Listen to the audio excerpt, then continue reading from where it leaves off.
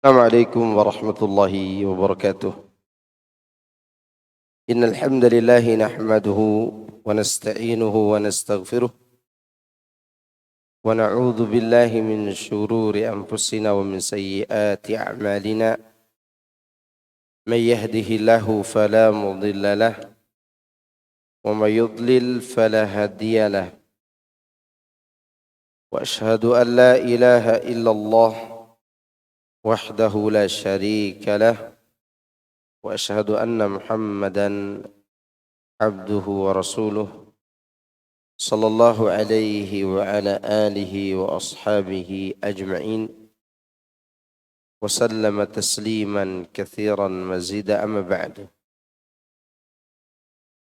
يا أيها الذين آمنوا اتقوا الله حق تقاته ولا تموتن إلا وأنتم مسلمون، فإن أصدق الحديث كتاب الله،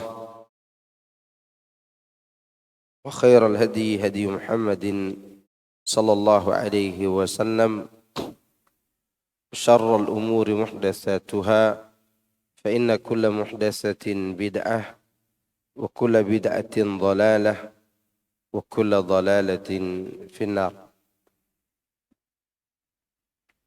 Jemaah sekalian, a'azakumullah, alhamdulillah di pagi menjelang siang ini kita dipertemukan kembali oleh Allah Azza wa Jal setelah sekian lama kita libur. Ya, libur panjang namanya, lebih panjang dari sekolahan. Ya, sudah liburnya panjang tapi tidak naik kelas. Baik, insyaallah di kesempatan ini kita akan melanjutkan surat Al-Hasyr ayat ke-6 sampai seterusnya.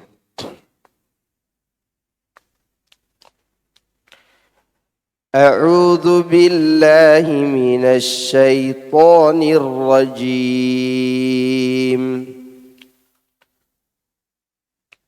Wa ma afa'a Allahu ala rasulihi minhum fama awjaftum alaihi min khayl فما أوجفتم عليه من خيل ولا ركاب ولكن الله يسلط رسله على من يشاء والله على كل شيء قدير.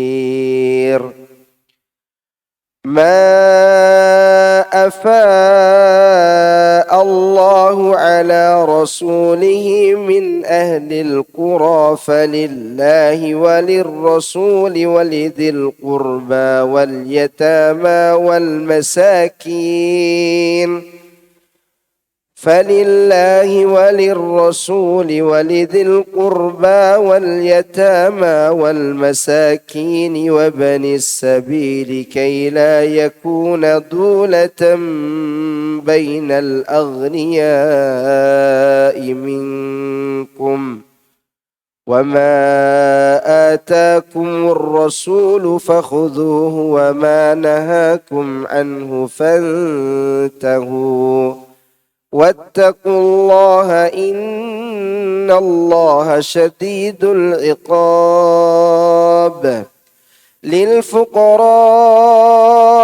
المهاجرين الذين أخرجوا من ديارهم وأموالهم يبتغون فضلا من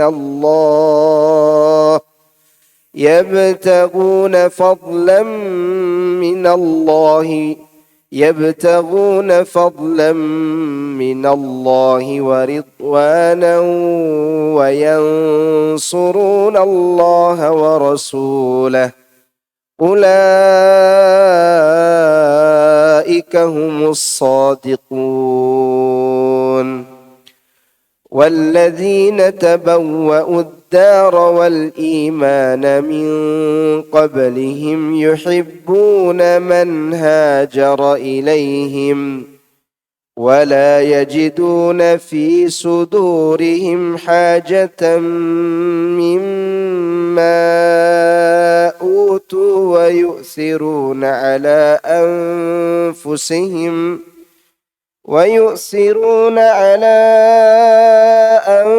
أنفسهم ولو كان بهم خصاصة ومن يوق شح نفسه فأولئك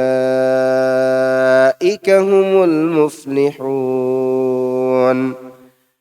والذين جاءوا من بعدهم يقولون ربنا اغفر لنا ولإخواننا الذين سبقونا بالإيمان ولا تجعل في قلوبنا غلا للذين آمنوا ربنا إنك رؤوف رحيم.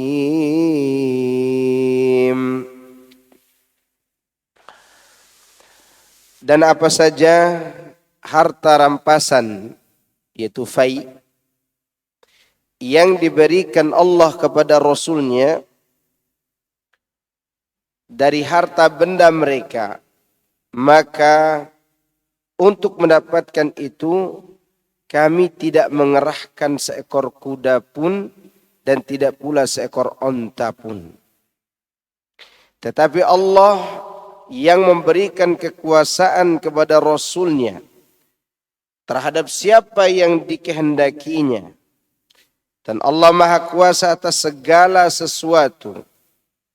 Apa saja harta rampasan yang diberikan Allah kepada Rasulnya yang berasal dari penduduk kota-kota, maka itu adalah untuk Allah, untuk Rasulnya, kerabat Rasul, anak-anak yatim, orang-orang miskin, dan orang-orang yang sedang dalam perjalanan jauh. Supaya harta itu jangan hanya beredar di antara orang-orang kaya saja di antara kamu. Apa yang mereka berikan, apa yang diberikan kepada Rasul, apa yang diberikan Rasul kepada kalian, maka terimalah. Dan apa yang dilarangnya bagimu, maka tinggalkanlah. Dan bertakwalah kepada Allah. Sesungguhnya Allah sangat keras hukumannya. Firman Allah ini di ayat 6 dan 7 menjelaskan tentang harta rampasan perang. Ya. Makna fai ya, yaitu sifat. Ya, hikmahnya fai adalah harta benda yang dirampas dari orang-orang kafir. Fai adalah harta rampasan perang yang diambil dari orang-orang kafir tanpa melalui peperangan. Itu bedanya dengan ghanimah. Maghanimah katsira, ghanimah itu bisa saja melalui peperangan. Kalau fai tidak. Ya. Tanpa melalui peperangan serta tanpa harus mengerahkan kuda maupun onta. Banyak hikmah di balik semua ini. Di antara hikmahnya adalah Allah ingin menunjukkan tanpa kalian berperang pun Rasul itu bisa menang. Berarti kalian berperang itu Allah tidak butuh. Namun kalian butuh kepada Allah dengan cara berjihad. Yang butuh di sini siapa? Kita, bukan Allah. Karena terkadang Rasulullah mendapat harta rampasan perang tanpa melalui peperangan dan pertumpahan darah. Dan musuh melarikan diri. Contoh, perang Tabuk. Perjalanan yang ditempuh 1 bulan. Dan sahabat yang berangkat berperang serta kaum muslimin sedang mengalami keterpurukan ekonomi. Kalau perang di saat kaya wajar, ini terpuruk ekonomi. Di saat keterpurukan apa? Ekonomi. Onta banyak yang mati. Bahkan dalam perjalanan itu Rasulullah dan kaum muslimin berganti-gantian naik 1 onta untuk 8 orang. 8 orang nih ganti-gantian naik onta. Belum lagi dalam perjalanan kalau mereka lapar ontanya disembelih. Ya maka perjalanannya berapa lama nih? 1 bulan. Kaum muslimin seharusnya secara logika, secara akal dan perasaan akan kalah dari musuh. Logistik kurang. Perjalanan capek. Pasukan Romawi, pasukan musuh sangat besar. Ya, ini tidak lagi berbicara lawan kaum Quraisy ini. Udah berbicara lawan orang luar negeri. Negara adidaya. Negara besar waktu itu Romawi dan Persia. Nah ini dilawan Romawi. Begitu Rasulullah sampai di tempat itu, musuh lari tunggang langgang meninggalkan harta benda mereka. Dan Rasulullah bawa pulang tuh harta. Maka Rasulullah SAW mendapatkan fai. Fai itu harta rampasan yang ditinggalkan musuh tanpa melalui peperangan. Tadi hikmahnya adalah Allah ingin menunjukkan Allah itu mampu menghabisi musuhnya, membuat takut musuhnya tanpa kalian wahai kaum muslimin. Mampu. Sehingga kaum muslimin pun sadar bahwa ketika kita diperintahkan jihad, bukan Allah yang membutuhkan kita, tapi kita membutuhkan Allah dengan cara jihad. Bisa dibedakan enggak itu? Ya bisa dibedakan keduanya. Nah, sampai kita ini pede, oh itu gara-gara keberanian saya itu. Ya. Atau ada seorang ustadz berdakwah, banyak jemaahnya puluhan ribu yang datang kajian. Mulai dia berbangga. Enggak. Tanpa dia pun orang akan mengaji. Allah akan datangkan orang lain supaya kita tidak sombong. Gitu. Jadi ini agar menghilangkan keujuban para sahabat. Seperti harta benda Bani Nadir. Nah, Bani Nadir juga harta bendanya diambil tanpa peperangan. Seperti yang diceritakan dalam awal surat ini. Bani Nadir itu berkhianat. Masih mending Bani Nadir ini pengkhianatannya diusir dari negerinya. Disuruh keluar, tinggalkan harta benda. Ya, yang mereka bisa bawa mereka bawa. Yang mereka tidak bisa bawa mereka tinggalkan. Harta rampasan perangnya diambil oleh Rasulullah SAW dan para sahabat. Dengan Bani Nadir Rasulullah tidak berperang. Tapi mereka diberi kesempatan. Untuk apa? Untuk keluar.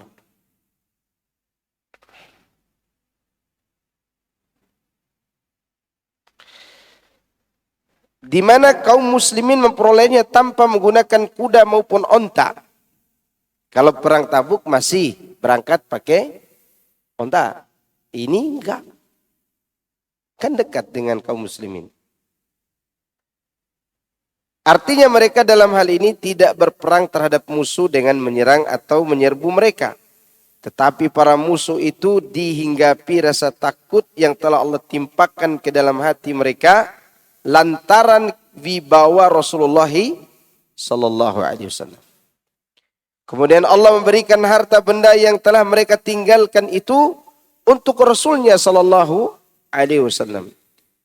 Beliau pun mengatur pembagian harta benda yang diperoleh dari Bani Nadir sehendak hati beliau dengan mengembalikannya kepada kaum muslimin untuk dibelanjakan dalam segala sisi kebaikan dan kemaslahatan yang telah disebutkan oleh Allah dalam ayat-ayat ini. Jadi yang akan mendapatkannya adalah bagian Allah dan Rasulnya 1/5. Iya, itu harus. Demikian juga Dzil Qurba. Dzil Qurba itu keluarga Rasulullah SAW. Maka suatu hari Rasulullah SAW pernah mengutus Ali bin Abi Thalib untuk mengambil harta rampasan perang yang peperangannya bukan beliau yang memimpin. Waktu itu saya lupa pimpinannya sahabat siapa. Ali hanya datang mengambil 1/5 untuk Ahlul Bait. Di dalam pembagian itu ada seorang budak wanita cantik. Dan Ali menyukainya. Lalu sebelum dibagikan, Ali mengambil budak wanita itu dan mentidurinya di salah satu kemah yang ada di tempat peperangan itu. Tiba-tiba Ali keluar bersama budak itu, rambutnya sudah basah. Panglimanya protes. Ya. Kenapa kau ambil ini? Kemudian dilaporkan itu kepada Nabi SAW. Ternyata yang diambil oleh Ali belum seberapa dibanding 1/5. Itu baru sedikit. Belum sampai 1/5. Ya, jadi termasuk rampasan perang itu budak wanita yang ditangkap. Kemudian dibagi oleh kaum muslimin. Tapi yang membaginya panglima tertinggi. Panglima tertinggi. Itu Rasulullah SAW waktu itu. Taib. Kita lihat ayatnya. Dan apa saja harta rampasan yang diberikan Allah kepada Rasulnya dari harta benda mereka, yakni Bani Nadir, maka untuk mendapatkan itu kamu tidak mengerahkan seekor kuda pun dan tidak pula seekor unta. Tetapi Allah yang memberikan kekuasaan kepada Rasulnya terhadap siapa yang dikehendakinya. Dan Allah Maha Kuasa atas segala sesuatu. Artinya Dia Maha Kuasa, tidak dapat dikalahkan atau dihalangi oleh siapapun. Bahkan Dialah yang maha mengalahkan segala sesuatu. Ya. Bahkan Dialah yang maha mengalahkan segala sesuatu. Kemudian selanjutnya Allah katakan lagi, harta rampasan fai yang diberikan kepada Allah dan Rasulnya yang berasal dari penduduk kota-kota. Yakni semua kota yang sudah ditaklukkan dengan cara begitu, maka hukumnya disamakan dengan hukum pada harta rampasan perang Bani Nadir. Jadi kalau ada lagi suatu negeri ditaklukkan, ya, dan negeri itu tidak memilih masuk Islam, tapi memilih pada agamanya, diserang, ternyata mereka lari, takut. Kalau ada harta rampasan perang seperti Bani Nadir, maka hukum harta itu sama. Sama untuk diberikan kepada di jalan Allah, kemudian kepada Rasulullah Sallallahu Alaihi Wasallam dan orang-orang yang ditentukan dalam ayat ini. Jadi karena itu Allah berfirman, "Falillahi walir rasul walidil qurba wal yatama wal masakini wa binis sabil." Semua itu adalah untuk Allah, Rasulnya, kerabat Rasul, anak-anak yatim, orang-orang miskin dan orang-orang yang sedang dalam perjalanan. Dan seterusnya hingga ayat setelahnya. Demikianlah pihak-pihak yang berhak menerima harta fai. Ya. Imam Ahmad meriwayatkan Sufyan bin Amr serta Ma'mar memberitahu kami dari Az-Zuhri, dari Malik bin Aus bin Hadasan, dari Umar, ya, dia bertutur, harta Bani Nadir termasuk yang telah Allah berikan untuk Rasulnya, dengan tidak ada usaha terlebih dahulu dari kaum muslimin dengan mengerahkan kuda atau onta. Maka harta rampasan itu khusus untuk Rasulullah. Beliau nafkahkan itu untuk keluarganya sebagai nafkah untuk 1 tahun. Sisanya beliau manfaatkan untuk kuda-kuda perang dan persenjataan di jalannya. Ya, jadi bagian Nabi itu udah dihitung oleh mereka. Hitungannya 1 tahun ke depan berapa biaya hidup Nabi. Iya. Diambil dari harta fai itu. Dan sisa daripada biaya hidupnya itu dipakai untuk beli onta dan beli kuda peperangan. Demikianlah hadis riwayat Imam Ahmad ini secara ringkas. Dinukilkan juga oleh sekelompok ahli hadis dalam kitab-kitab milik mereka, kecuali Ibnu Majah dari hadis Sufyan, dari Amr bin Dinar dari Az-Zuhri.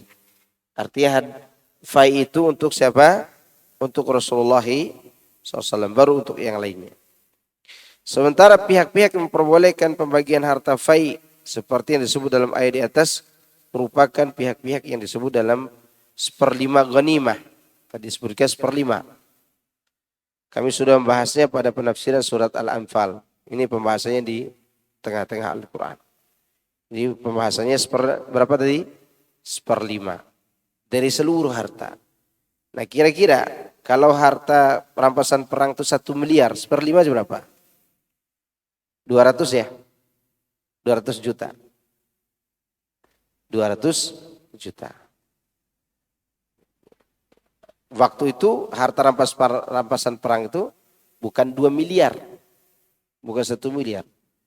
Waktu perang Badar aja yang akan diambil harta dari Abu Sufyan itu. Alhamdulillah. Yang diambil dari Abu Sufyan berapa dinar? 50.000 dinar. 1 dinar sama dengan 4,2 gram. 1 dinar. 10 dinar. Ya 42 gram. 100 dinar 420. 1.000 4 kilo 200. 10.000 42 kilo. 42 kilo kali 5. Ya, kalau 42 kilo dipakaikan ke ibu-ibu enggak bisa jalan. Berat 42 kilo. Itu harta rampasan perang waktu perang Badar itu yang dibawa oleh Abu Sufyan sekiranya jadi diambil kembali itu 50.000 berapa? Dinar.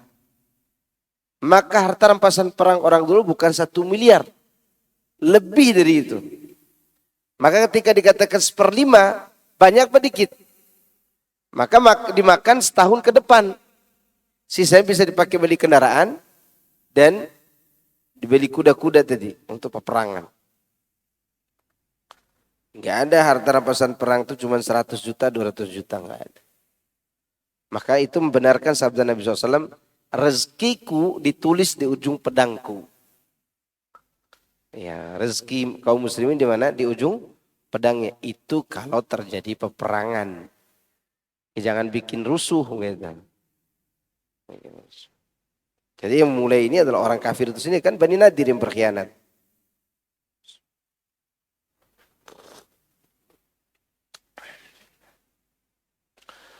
Kemudian kaila yakuna dulatan bainal aghniya. Kenapa harta tersebut dibagikan kepada untuk di jalan Allah, kemudian Rasulnya, kemudian kaum yatama, anak yatim, orang miskin dan orang-orang dalam perjalanan jauh, agar harta itu tidak berputar di antara orang-orang kaya saja. Jadi kami menjadikan pihak-pihak yang memperoleh hak bagian fai ini agar tidak hanya dimonopoli oleh orang-orang kaya saja. Lalu mereka mempergunakan sesuai kehendak dan hawa nafsu pribadi serta tidak mendermakan harta tersebut kepada fakir miskin sedikit pun. Kalau ini tidak mungkin dilakukan para sahabat. Tidak mungkin para sahabat itu sepelit itu. Atau seserakah itu, nggak mungkin. Tapi ayat ini bukan hanya untuk kehidupan di masa sahabat. Tapi untuk sampai hari ini. Paham nggak? Karena akan terjadi perang kapan saja. Ya. Kemudian wa ma atakumur rasul fakhudhuhu wa ma nahakum anhu fantahu. Apa yang diberikan Rasul kepadamu maka terimalah, dan apa yang dilarangnya bagimu maka tinggalkan. Artinya apa saja yang beliau perintahkan atas kalian maka kerjakanlah, dan apa saja yang dilarangnya maka tinggalkanlah. Karena beliau hanyalah memerintahkan kepada kebaikan dan melarang keburukan.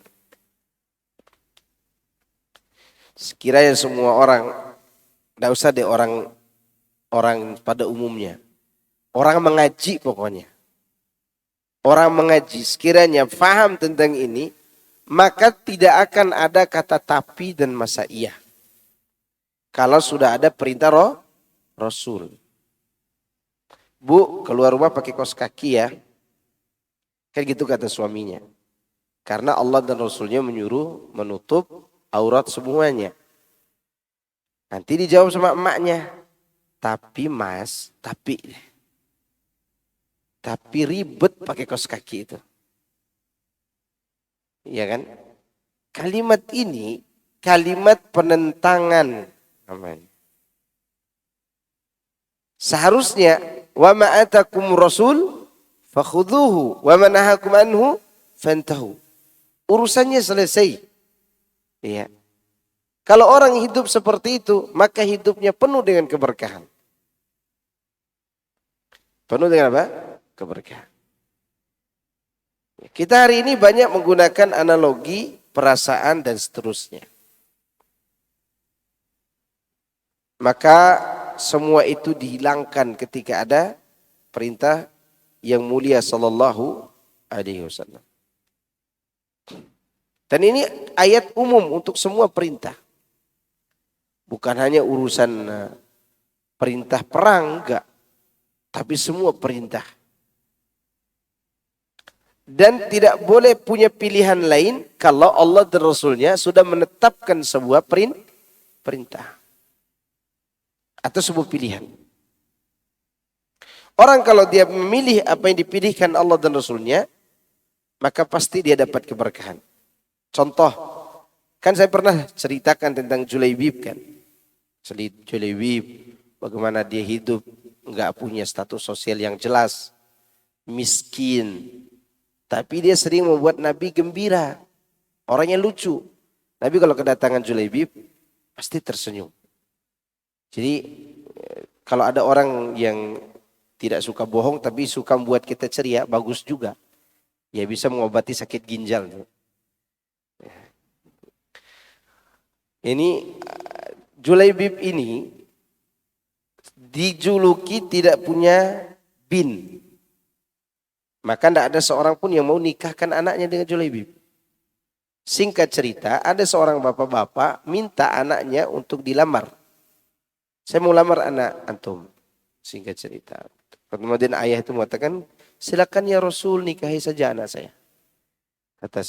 Kata Rasulullah, enggak, saya tidak akan nikahi anak antum. Saya lamarkan buat Julaibib. Bapaknya udah tahu siapa Julaibib. Kalau gitu saya tanya emaknya dulu ya. Nah ini cara menolak yang halus sekali. Nanti kalau antum nanti lamar anak orang dan bapak ngomong begitu, nah antum mau ditolak tuh. Antum mau ditolak. Maka bapak ini pun cerita kepada istrinya tadi, Rasulullah melamar anak kita. Tapi bukan buat dia. Kata istri kan, nikahkan saja dengan Rasul. Bukan buat dia, kata suami. Buat siapa? Julaibib. Reaksi ibunya lebih dahsyat dari ayahnya. Kata ibunya, ih gitu. Ibu-ibu kan begitu kalau lagi bereaksi kan.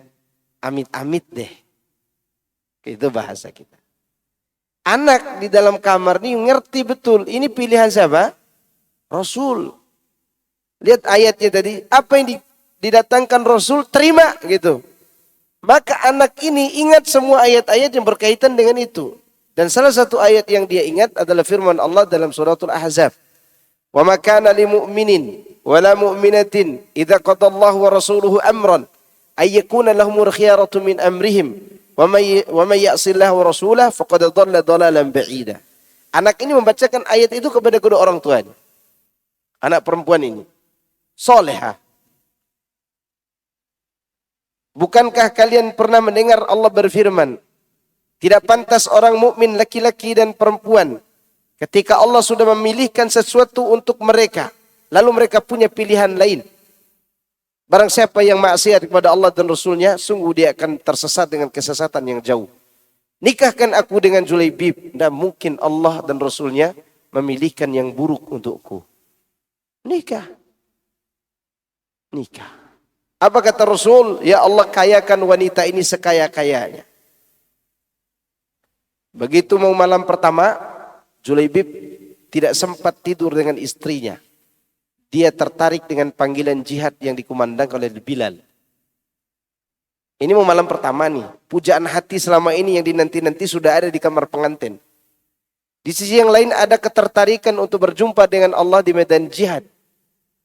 Padahal bisa saja Julaibib datang menikmati malam pengantinnya, ya barang 30 menit lalu berangkat belakangan gitu. Enggak, itu tidak ada dalam pikiran Julaibib.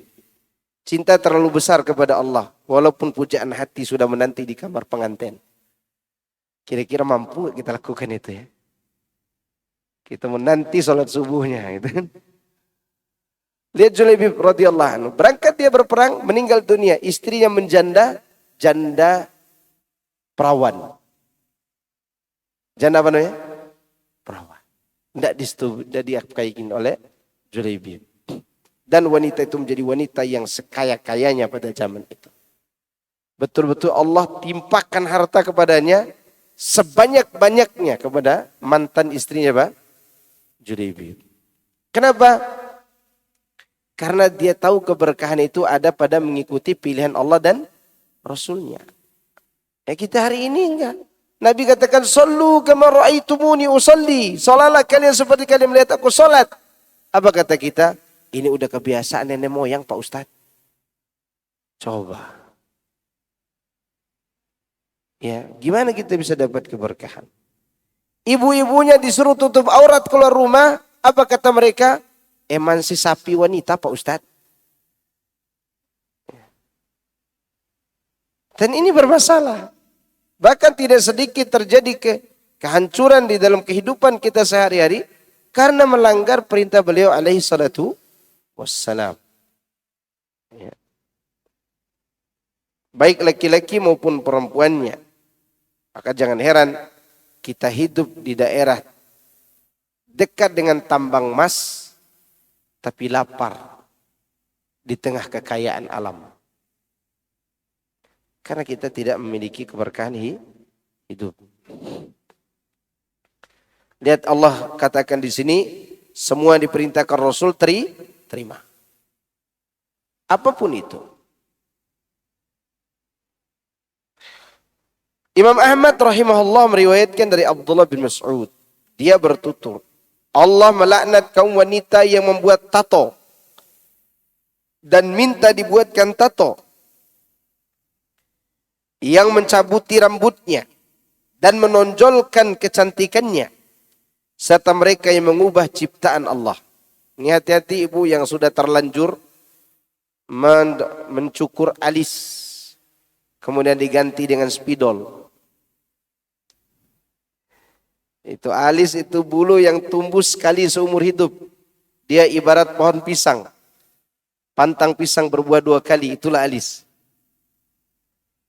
Ya, itu jangan sampai dicukur lagi kalau yang masih ada. Yang sudah terlanjut bertaubatlah kepada Allah. Karena itu dosa besar. Dosa besar. Lihat, Rasulullah SAW mengatakan, Imam Ahmad mengatakan dari Abdullah bin Mas'ud, Allah melaknat kaum wanita yang membuat tato dan minta dibuatkan tato. Atau yang mencabuti rambutnya, yang menonjolkan kecantikan, artinya tabarruj. Menonjolkan kecantikan di sini bukan berarti tidak boleh cantik, bukan. Tapi berdandan cantik untuk orang lain, bukan buat suaminya. Kalau untuk suaminya silakan berdandan cantik ibu-ibu. Mau pakai celana you can see my ketek, mau pakai baju setengah jari di hadapan suami, silakan. Bahkan kata para ulama, silakan bergoyang-goyang di hadapan suaminya kalau dia suka. Masalahnya udah tua-tua masalahnya. Itu buat wanita, tidak boleh tabarruj. Berdandan untuk orang lain, tidak boleh. Kemudian kata Rasulullah SAW juga dilaknati orang yang merubah ciptaan Allah, termasuk tadi. Banyak yang merubah ciptaan Allah ini. Bibir udah bagus ditipisin, dikasih tebal lagi. Ya, dikasih jeli lagi di bibirnya. Ini jangan sampai dilakukan. Atau hidung udah diciptakan segini, mau dipanjangin lagi. Kecuali kalau memang ada penyakit di hidungnya. Seperti ada para sahabat kena sabetan pedang hidungnya, ganti hidungnya dengan menggunakan emas. Karena memang dia kehilangan apa? Hidung. Ini hidung udah ada. Udahlah segini dikasih sama Allah, ditambahin lagi supaya mancung. Akhirnya mirip seperti monyet Belanda. Yang tadinya mirip Lee Min Ho gitu, sekarang jadi mirip monyet Belanda. Kan monyet Belanda begini hitungnya. Mau minum kopi aja harus diangkat hidungnya itu.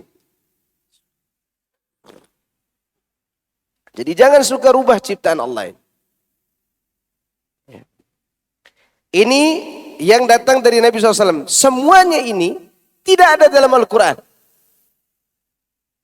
Larangan tadi, larangan bertato, larangan mencabut uban yang sudah memutih, larangan menonjolkan atau tabarus ada. Tabarus ada dalam Al-Quran. Larangan mengubah ciptaan Allah secara langsung. Kalau perkataan iblis, ya. Iblis mengatakan akan aku pengaruhi manusia untuk merubah ciptaan Allah. Semua itu datang dari sunnah.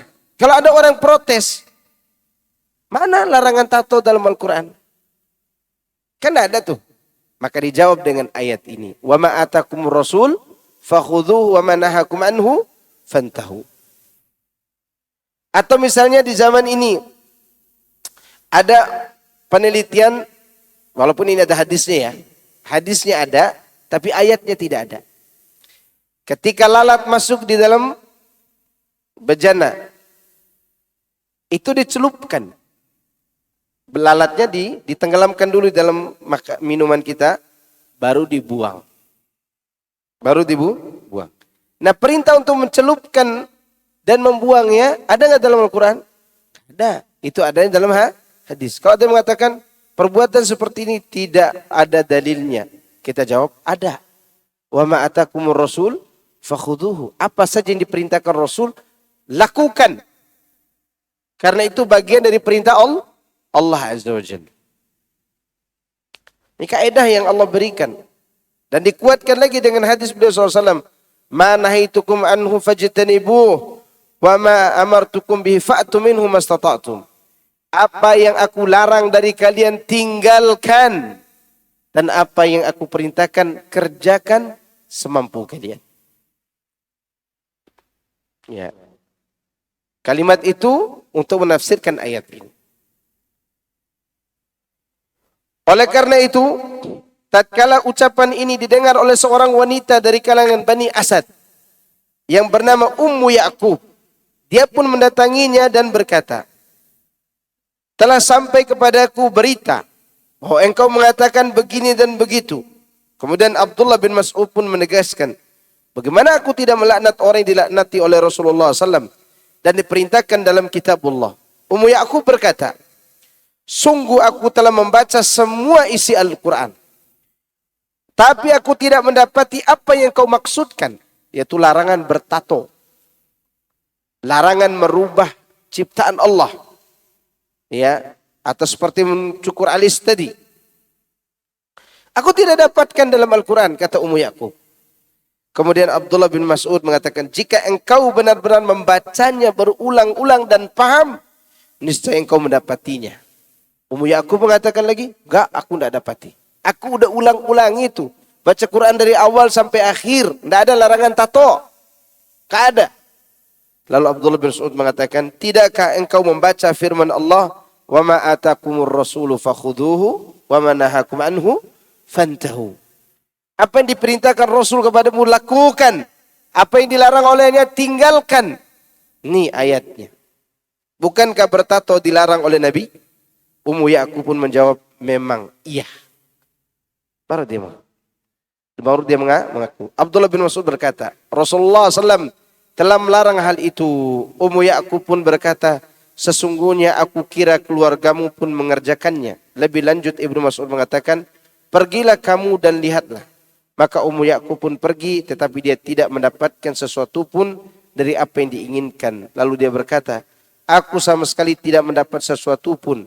Ibnu Mas'ud mengatakan, jika demikian berarti engkau tidak pernah bergaul dengan kami. Ummu Ya'qub ini mengira tato itu boleh. Karena tidak ada larangan dalam Al-Quran. Menurut dia. Karena baca Quran itu bukan hanya baca hafal ayat. Baca Quran itu meresapi, merenungi, dan menghayati. Makanya para sahabat mengatakan begini sebelum mereka hafal Quran. Ta'allamnal iman, summa ta'allamnal Quran.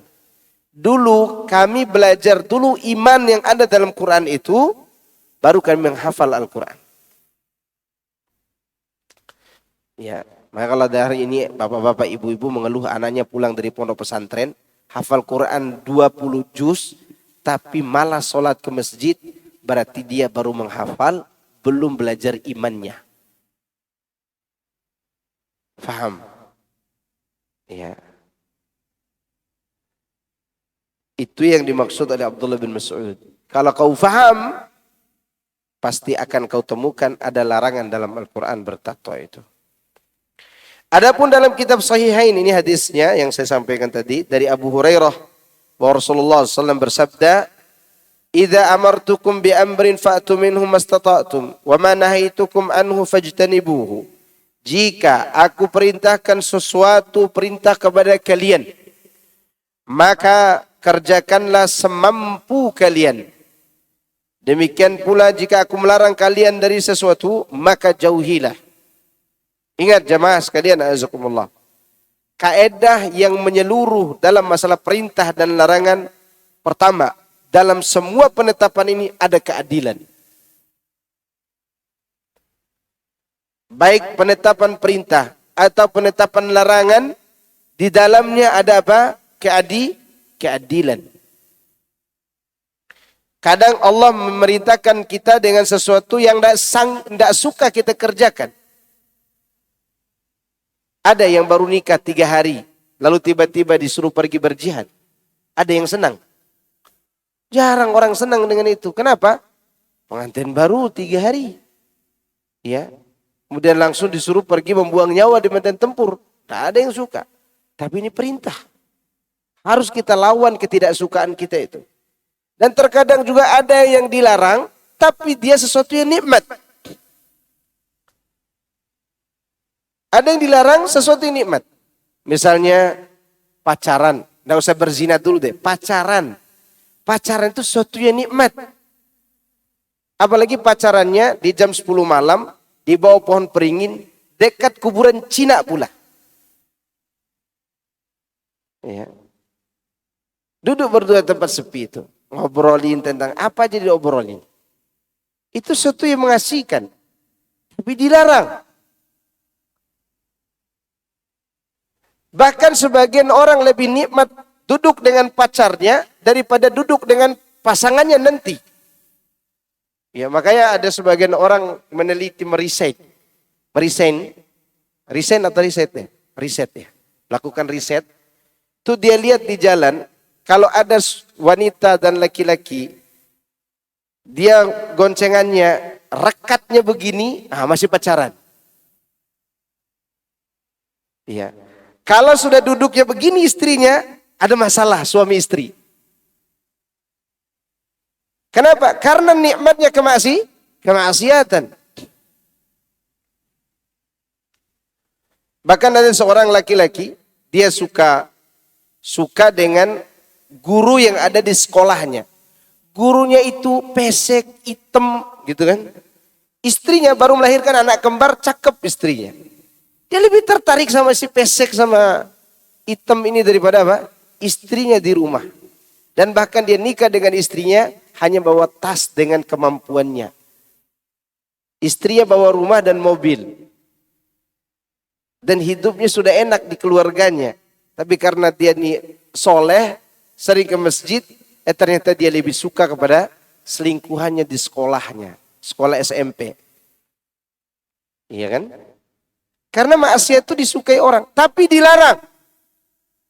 Berat atau tidak? Berat. Maka kalau ada orang mengatakan antum nih mengharamkan sesuatu dengan hawa nafsu, salah bro. Justru kami mengharamkan sesuatu yang disukai oleh hawa nafsu. Maka sekarang ada polemik haramnya musik kan. Orang-orang ini mengharamkan musik dengan hawa nafsunya. Sekarang saya mau nanya, siapa yang tidak suka sama musik? Antum ada yang tidak suka dengan musik? Pasti semua orang suka dengan musik. Ya enggak? Maka ketika orang itu mengetahui dalil akan haramnya musik, dia mengharamkan musik bukan karena mengikuti hawa nafsu, justru melawan hawa nafsu. Paham nggak di sini? Melawan hawa nafsu. Orang kalau sudah dengar musik gini terus kepala. Dipanggil sama istri tidak ingat dia. Dia ingat apa yang dinyanyikan. Itu menunjukkan buat dia mabuk. Dan itu terlarang juga. Ditinggalkan berat. Apalagi kalau kehidupannya udah diambil dari memusik. Maka oleh karenanya Nabi mengatakan, apa saja yang kuperintahkan jalankan. Apa yang kularang, tinggalkan. Tapi berat Pak Ustadz. Iya berat. Emang gampang meninggalkan semua itu. Bahkan dulu waktu pertama kali baca hadis tentang musik itu, sempat bicara begini. Pacaran dilarang, minum khamr dilarang, main judi juga dilarang, adu ayam dilarang, tambah lagi satu nih, musik dilarang. Semakin sempit aja dunia ini. Ya kan? Karena apa? Karena yang dilarang ini disukai oleh nafsu. Gitu. Maka sekarang sebagian orang berusaha mencari-cari alasan agar dihalalkan karena bergejolaknya nafsu. Nabi mengatakan, walaupun hadis ini hadisnya mu'allaq di Sahih Bukhari, sebenarnya berkaitan dengan musik ini ada 7 hadis. 3 hadisnya lemah, 4 hadisnya sahih. Di antaranya hadis riwayat Imam Bukhari. Ya, yaitu akan datang suatu kaum yang menghalalkan zina, menghalalkan sutra, menghalalkan khamr, dan menghalalkan alat-alat musik. Akan datang suatu kaum. Berarti mafhum mukhalafah, pemahaman terbalik semua itu adalah haram, terlarang. Ya. Dan semoga Allah menyelamatkan kita dari semua itu. Maka agar kita mampu mengerjakan kalimat ini, yang pertama kali kita perangi apa jemaah sekalian? Hawa nafsu. Maka di dalam hadis arba'in, di hadis-hadis terakhir, la yu'minu ahadukum hatta yakuna hawahu taba'an lima ji'tu bihi. Tidak beriman salah seorang di antara kamu sampai nafsunya tunduk di hadapan apa yang aku bawa, kata Nabi. Ya. Tapi sekali lagi tidak semua orang bisa melakukannya. Dan Allah beritahukan kata kunci dalam Al-Quran. Bagaimana cara supaya nafsu kita bisa tunduk di hadapan perintah Allah dan Rasulnya. Di dalam Al-Quran, Suratul Nazi'at, Allah katakan, wa amma man khafa maqama rabbih wa nahan nafsa 'anil hawa fa innal jannata hiyal ma'wa. Ini sudah kita lalui penafsirannya. Masih ingat tafsirnya? Lupa ya. Tapi saya ulangi aja. Wa amma, adapun orang yang takut kepada keagungan Allah. Wa amma man khafa, takut kepada keagungan Tuhannya. Ini kata kuncinya. Kemudian dia mengekang hawa nafsu. Hawa nafsu dikekang dengan rasa takut kepada siapa? Kepada Allah. Maka ketika kita pegang HP, ada keinginan mau telepon mantan waktu SMP atau SMA dulu. Kalau kita tidak takut kepada Allah dan tidak dilihat sama istri, maka akan terjadi hal itu. Ya. Berapa banyak orang yang subhanallah gara-gara CLBK hancur kehidupannya karena tidak takut kepada Allah. Maka apa namanya? CLBK. Cinta lama, bubarkan keluarga. Ya kan? Gara-gara masalah itu. Tidak ada rasa takut kepada Allah. Coba rasa takut itu ditumbuhkan. Sebesar apapun keinginan nafsu, maka dia akan dikekang. Maka Allah katakan, adapun orang yang takut kepada Rabbnya, dan dia mengekang hawa nafsunya, maka surgalah yang pantas sebagai tempat kembalinya. Maka oleh karenanya tadi kita katakan di awal, para sahabat itu belajar dulu keimanan baru hafal Quran. Baru hafal apa? Quran.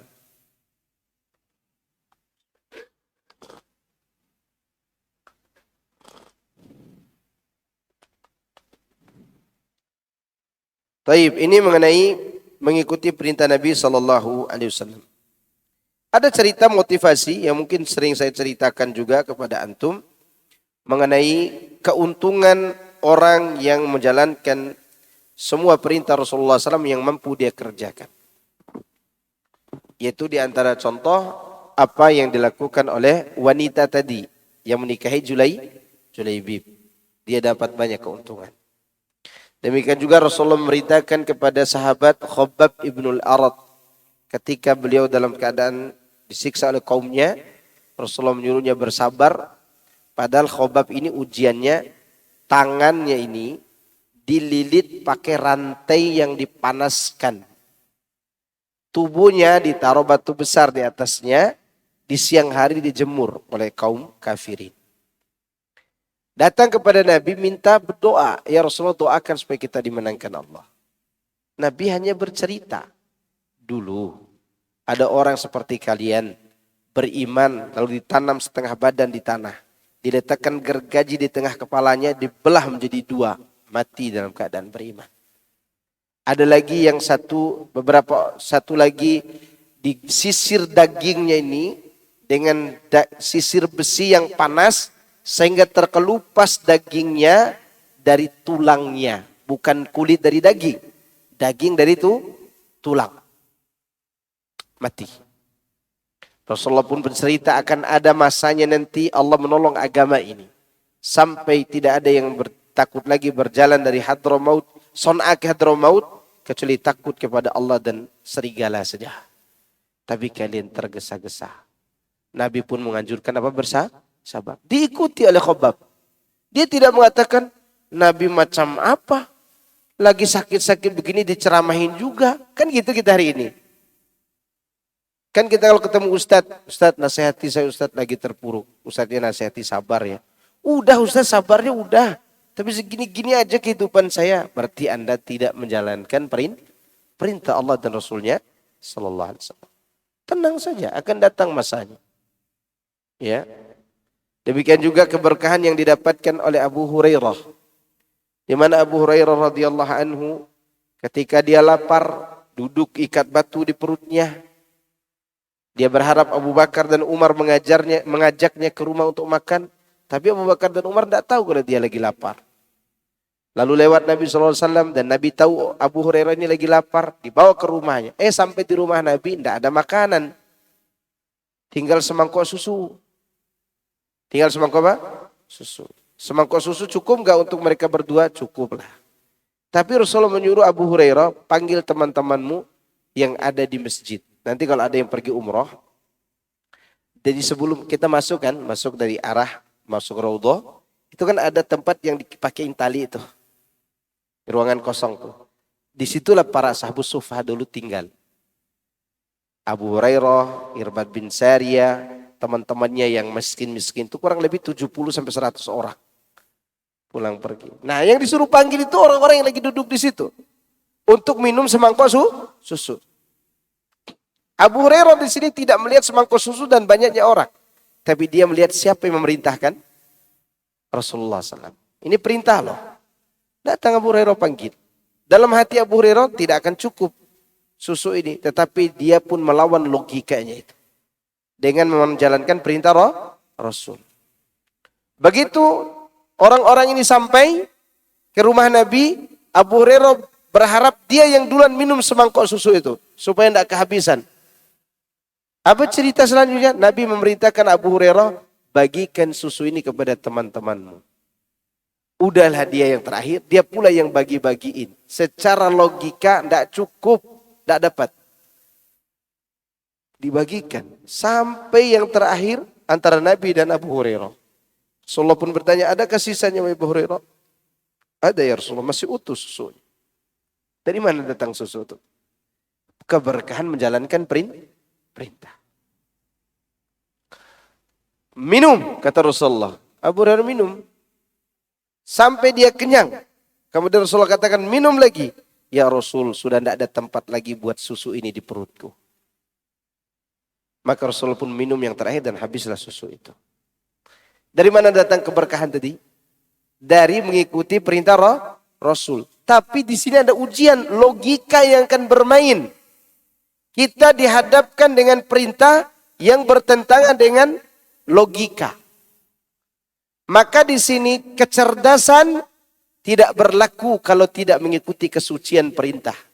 Maka para ulama dan sahabat itu tidak hanya diketahui kecerdasannya, tapi yang paling menonjol kepada mereka kesuciannya. Faham di sini? Kesucian mereka karena mengikuti apa? Perintah. Ya. Dan mereka lebih cerdas dalam menjalankan perintah. Maka oleh karena itu sekali lagi ikuti perintah Nabi akan mendatangkan keberkahan. Demikian juga ibu-ibu.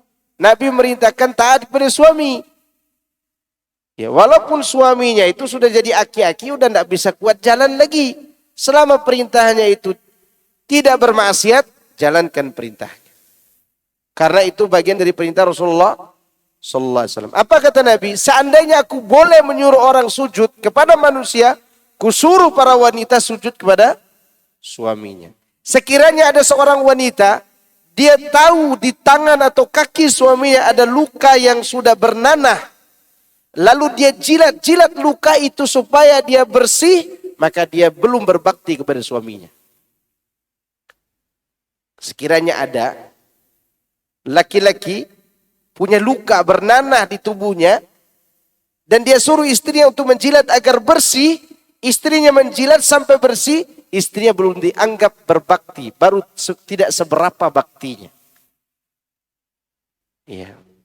Lalu bagaimana dengan ibu-ibu zaman sekarang? Maka jangan heran, ibu-ibu zaman sekarang lebih terkenal di TikTok daripada di malaikat. Ya. Karena terburu-buru ingin menjadi orang mulia di mata manusia. Maka tidak ada para sahabiah dulu yang melawan suaminya kecuali dari sisi kecemburuan saja. Dan itu wajar, sepanjang masa pun wanita cemburu. Tapi melawan perintah tidak. Tidak, itu bukan tipe mereka. Karena mereka ingin mendapatkan keberkahan hidup dari ajaran yang diajarkan Rasulullah Sallallahu Alaihi Wasallam.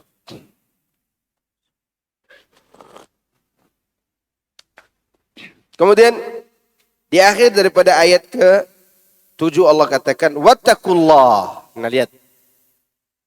Agar semua tadi bisa dijalankan, apa yang kita lakukan? Wattaqullah. Bertakwalah kepada Allah. Jadi ini yang sulit dikerjakan oleh orang di zaman sekarang.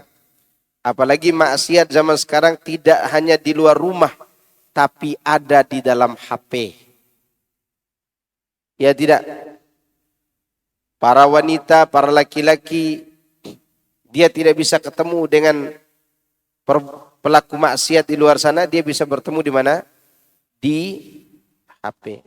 Maka perbanyak doa sebelum buka HP, ya muqallibal qulub tsabbit qalbi ala dinik. Wahai yang membolak-balikan hati, kokohkan hatiku di atas agamamu. Ya. Maka yang akan membuat kita tenang adalah takwa kepada Allah. Sesungguhnya Allah sangat keras hukumannya. Yang maknanya adalah bertakwalah kepadanya dalam menjalankan seluruh perintah dan meninggalkan semua larangan. Perhatikan, ada orang mengajarkan perintah karena takut tidak dikatakan muslim. Ada orang yang mengerjakan sholat karena takut dikatakan Islam KTP, bukan karena takwa kepada Allah. Beda kelasnya orang yang mengerjakan sesuatu, meninggalkan sesuatu karena takwa kepada Allah. Bagaimana efek kehidupannya kalau dia menjalankan sesuatu karena takwa kepada Allah? Perbuatan baiknya akan semakin bertambah. Itu tanda. Ketakwaan itu memberikan nilai baik dalam kehidupannya. Maka kalau mau melihat apakah diri kita ini takwa atau tidak, lihat amalan kita setelah berbuat baik, apakah akan bertambah kebaikan? Setelah berbuat buruk, apakah akan bertambah keburukan? Di situ kita bisa menilai diri kita masing-masing. Karena Allah katakan dalam suratul Ahzab, Ya ayyuhalladzina amanu taqullaha wa qulu qawlan sadida. Hai orang yang beriman, bertakwalah kepada Allah, ucapkan ucapan yang baik. Apa lanjutannya?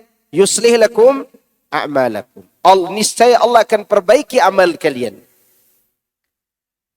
Jadi hadiahnya di dunia adalah Allah perbaiki kita. Takwa kepada Allah.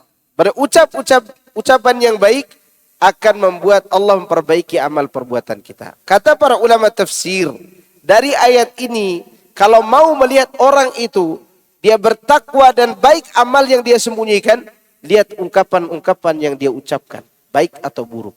Suka melaknat orang atau tidak. Suka melawan atau tidak. Berarti ada sesuatu yang dia sembunyikan. Yang lebih buruk daripada apa yang kita lihat. Karena lisan ini menerangkan apa yang ada di dalam sini. Kalau dia bertakwa, yang keluar kebaikan. Kalau dia tidak bertakwa, yang keluar keburukan. Kalau sudah seperti itu yang keluar darinya, kalau kebaikan yang keluar, maka efeknya yuslih lakum a'malakum. Kalau keburukan yang dia nikmati, yang dia tinggalkan di sini, di hatinya, maka Allah akan membuat dia nikmat melakukan maksiat. Dan tidak merasa nikmat dengan yang halal. Karena tidak ada apa? Rasa takwa. Ya, bahkan ada sebagian orang mengaku bahwa berzina dengan wanita yang ada di kantornya lebih nikmat daripada istrinya yang halal di rumah. Kok Ustaz tahu? Ya ada orang datang kepada saya mengkonsultasikan itu dan dia mengatakan demikian. Kenapa demikian terjadi? Karena Anda tidak bertakwa kepada Allah. Kalau Anda bertakwa kepada Allah, colek istri aja itu nikmat. Kita colek istri aja itu bisa nikmat. Kenapa? Karena kita memiliki sesuatu yang Allah perintahkan. Kalau kita melakukan itu dengan baik. Makanya kalau ada orang mengatakan, ya orang itu semakin tua, semakin cinta sama istrinya itu. Karena dia bertakwa kepada Allah Azza wa Jalla. Dia bertakwa kepada siapa? Kepada Allah dalam pernikahan mereka. Tapi kalau dia tidak bertakwa, walaupun pernikahannya umur jagung dan nikmat. Dan nikmat. Karena tidak memiliki rasa takut kepada Allah Azza wa Jalla. Makanya Allah menyuruh kita wattaqullah, bertakwalah kepada Allah. Dan Allah menjelaskan orang yang bertakwa yang sebenarnya itu dijelaskan dalam surat Qaf. Mungkin nanti insya Allah akan dilanjutkan pembahasan tafsirnya. Kalau selesai ini kita naik ke surat Qaf. Ya. Di dalam surat Qaf Allah katakan وَأُزْلِفَتِ الْجَنَّةُ لِلْمُتَّقِينَ غَيْرَ بَعِيدٍ هَذَا مَا تُوعَدُونَ لِكُلِّ أَوَّابٍ حَفِيظٍ مَنْ خَشِيَ الرَّحْمَنَ بِالْغَيْبِ وَجَاءَ بِقَلْبٍ مُنِيبٍ. Surga didekatkan untuk orang yang bertakwa. Oke. Siapa mereka? Inilah yang dijanjikan kepada kalian bagi setiap orang awwab yang selalu kembali kepada Allah dan menjaga. Bagaimana cara mereka menjaga dirinya? Man khasyar rahmana bil ghaib. Ketika tidak dilihat orang, dia takut kepada Ar-Rahman yang tidak dilihatnya. Sendirian, dia tetap takut kepada Allah. Wa jaa biqalbin munib. Kalaupun lakukan sebuah kesalahan, dia kembali kepada Allah dengan bertaubat. Itu takwa. Maka Allah katakan, udkhuluha bisalam. Silakan kamu masuk ke dalam surga dengan salam sejahtera. Dzalika yaumul khulud. Itulah hari yang kekal. Bukan hanya surga yang Allah kasih. Allah kasih yang lebih dari surga. Ada yang lebih dari surga? Ada enggak yang lebih dari surga?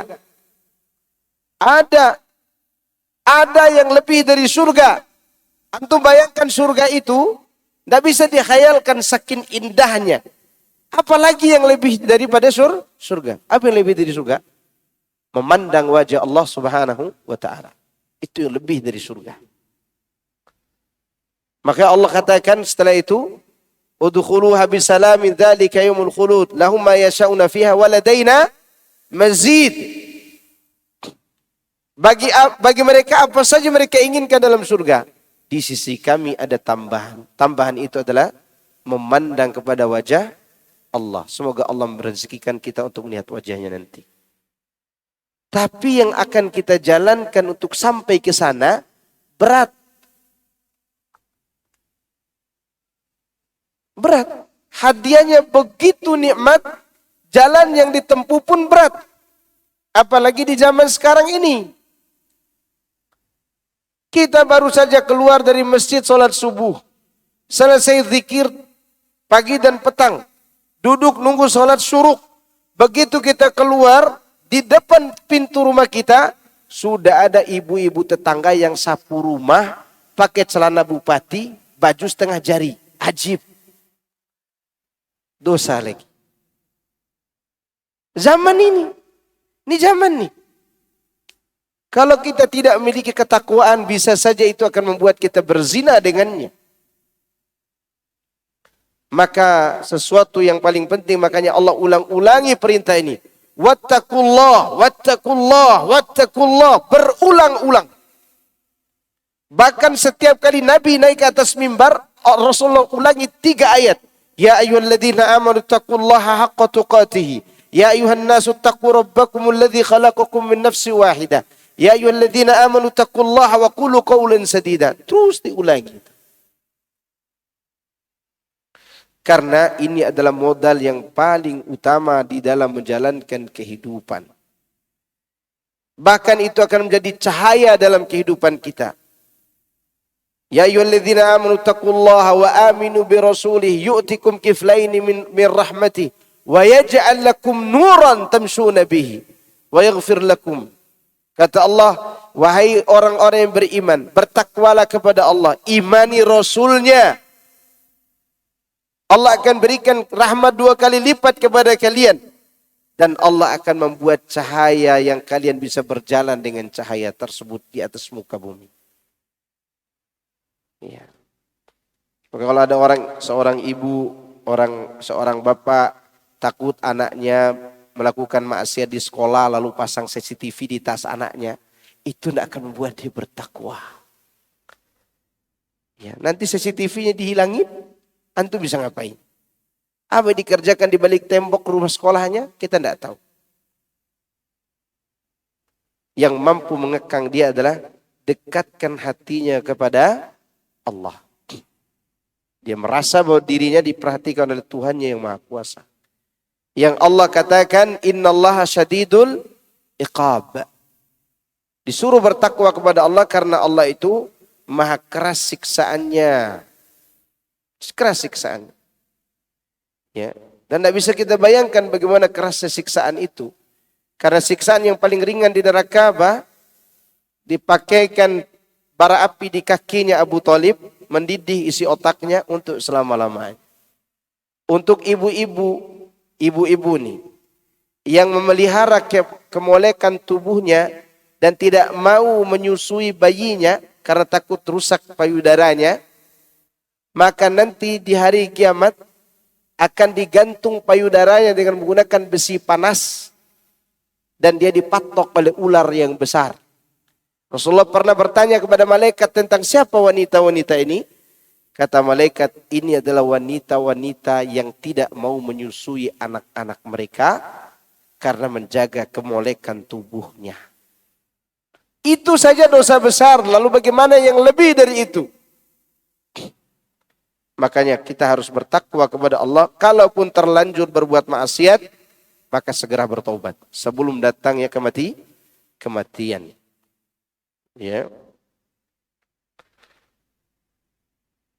Kemudian jemaah sekalian azakumullah, mengenai ayat yang terakhir ini adalah ayat tarhib, ayat ancaman. Di mana Allah mengancam orang-orang agar mereka mau menjalankan perintah Allah Subhanahu wa taala. Itu menunjukkan bahwa perintah Allah itu bisa dijalankan bila di hati orang yang menjalankannya itu terdapat beberapa perkara. Pertama, dia cinta dulu kepada Tuhannya. Karena kalau kita tidak cinta kepada seorang, gak mau kita kerjakan apa yang dia suruh. Ya enggak? Coba antum waktu sekolah dulu. Waktu sekolah dulu. Ada guru-guru favorit antum yang antum sukai. Dan ada yang tidak antum sukai. Maka ilmu yang tidak antum sukai sampai hari ini antum lupa. Ya. Terus terang waktu saya sekolah dulu sejak masuk SMP sampai lulus SMA. Pelajaran yang saya tidak sukai adalah bahasa Inggris.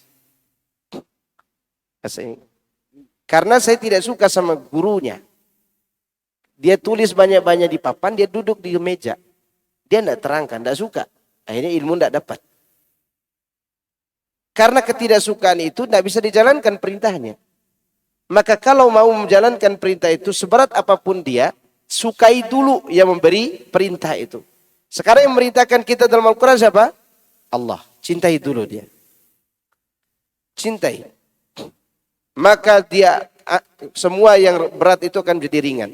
Kedua, semua yang kita kerjakan, jangan pernah mengharap manusia membalasnya. Hatta pasangan kita, harapkan yang membalasnya siapa? Allah. Ya. Maka ada seorang wanita berumur 19 tahun. Dan dia wajahnya cantik, masih muda. Nikah dengan laki-laki duda, umur 50.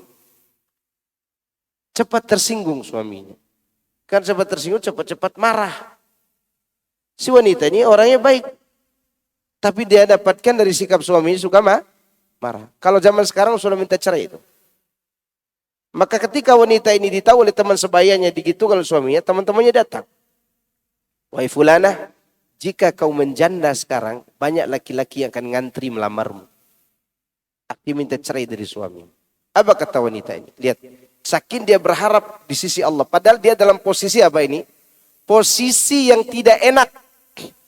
Dia tidak berharap suaminya. Dia berharap siapa?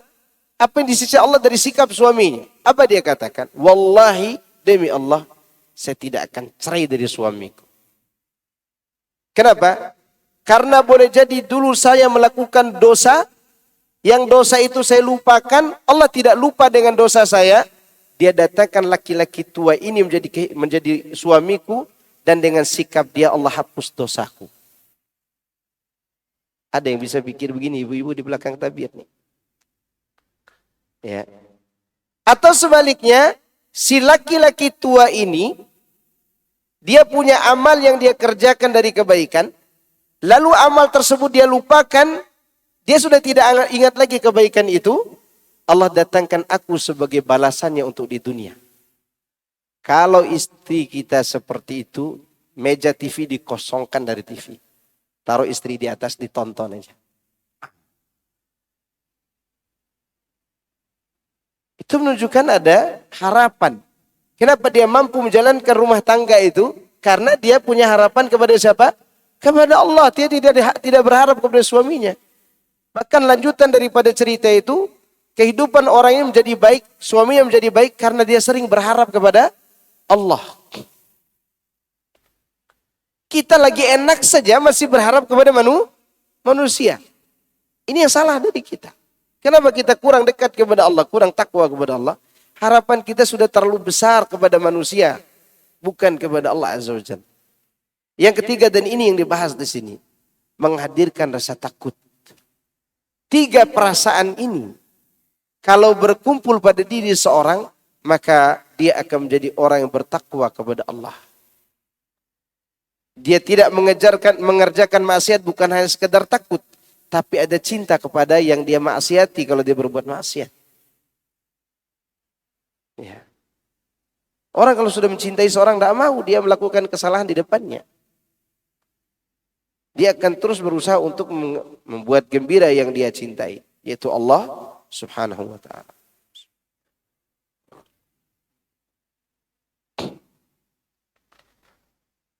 Sulit memang di zaman sekarang ini untuk menjadi manusia yang bertakwa. Tapi teruslah minta tolong kepada Allah. Minta tolong kepada Allah. Ya Allah, Allahumma ati nafsi taqwaha wa zakkiha anta khairu man zakkaha anta waliyuha wa maulaha. Ya Allah, berilah jiwa ini ketakwaannya. Ya Allah, sucikan dia karena Engkau sebaik-baik yang mensucikannya.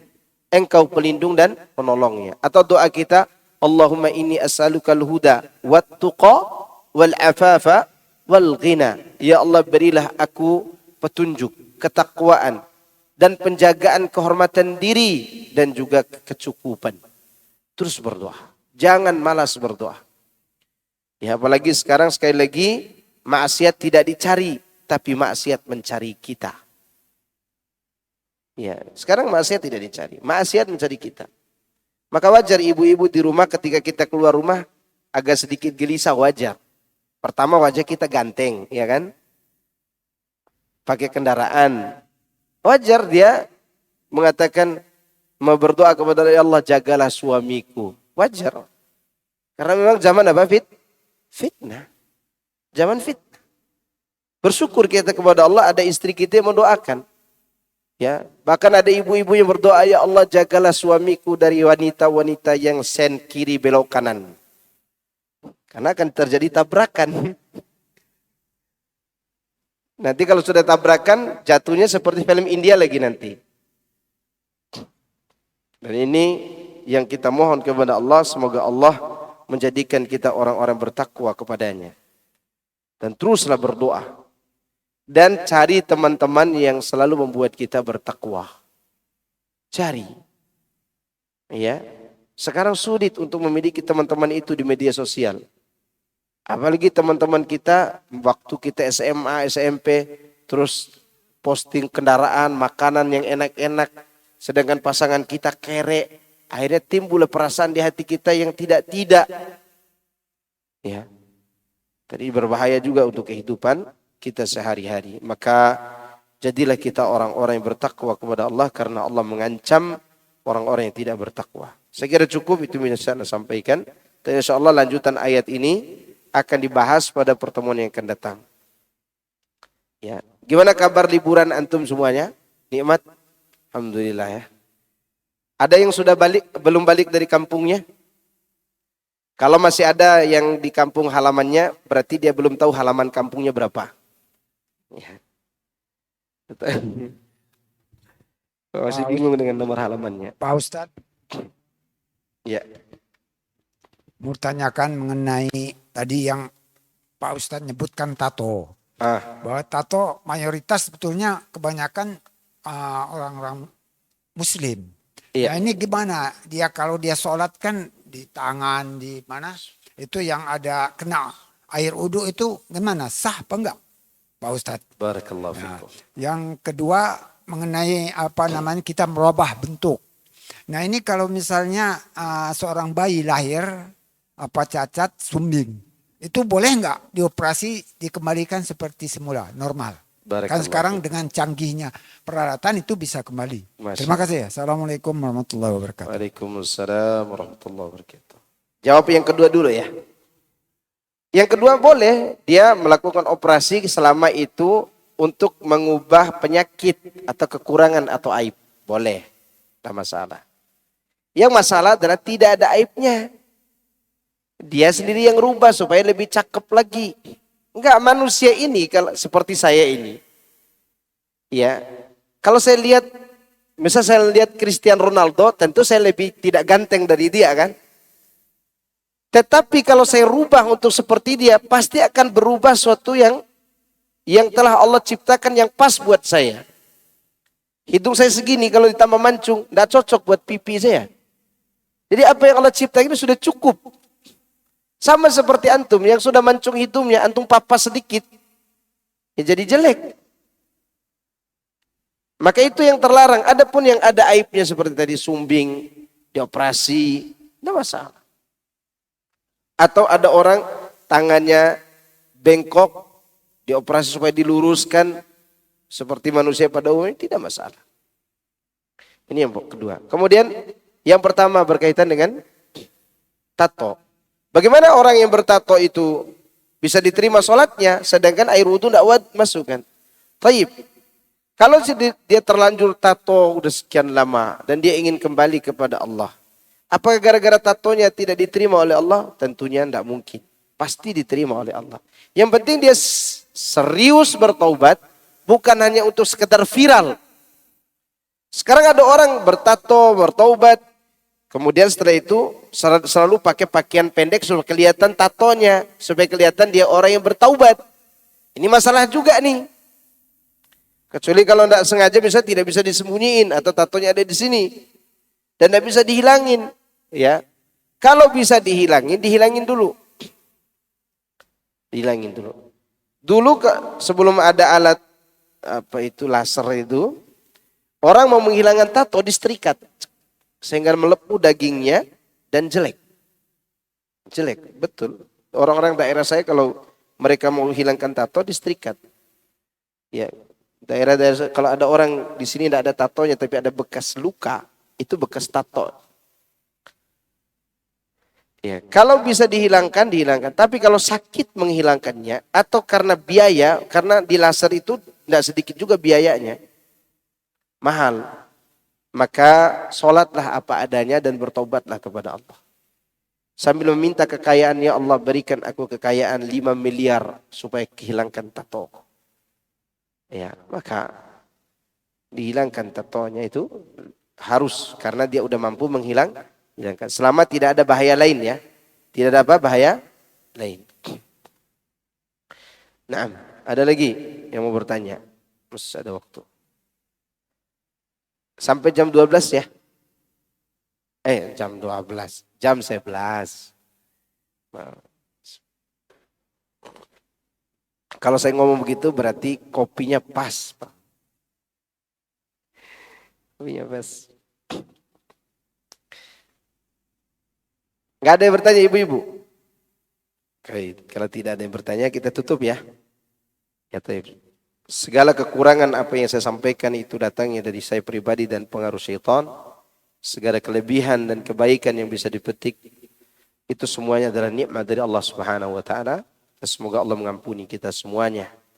Subhanakallahumma bihamdika asyhadu an la ilaha illa anta astaghfiruka wa atubu ilaik. Assalamualaikum warahmatullahi wabarakatuh.